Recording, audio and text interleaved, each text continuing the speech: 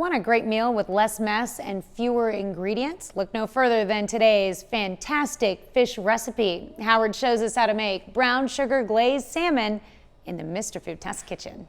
Here in the Test Kitchen, we love when you email us looking for answers to everyday cooking questions. One question that we recently received was, what's the difference between brown sugar and white sugar? The answer is pretty straightforward. Brown sugar is just white sugar with molasses added to it. That's what gives it its rich brown color and nutty taste. And if you're wondering, what's the difference between light and dark brown sugar? It's simply the amount of molasses that's been added back. Dark has more than light. For the most part, light and dark brown sugar are totally interchangeable. While many of you are probably familiar with using these in your baked goods or adding them to your baked beans, if you've never tried them as a way to bring fish or chicken to life, you're missing out.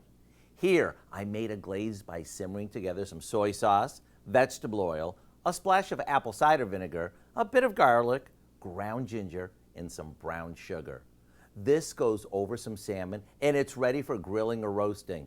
That's all it takes. Serve it over some broccoli slaw and get ready for a meal that's unforgettable. To get the recipe for what we call brown sugar glazed salmon, simply visit our website. I'm Howard with Kelly in the Mr. Food Test Kitchen, where today we found a sweet and creative way for you to say, ooh, it's so good. Delicious. You can find this recipe along with a lot more good food from the Mr. Food Test Kitchen online. Just go to our website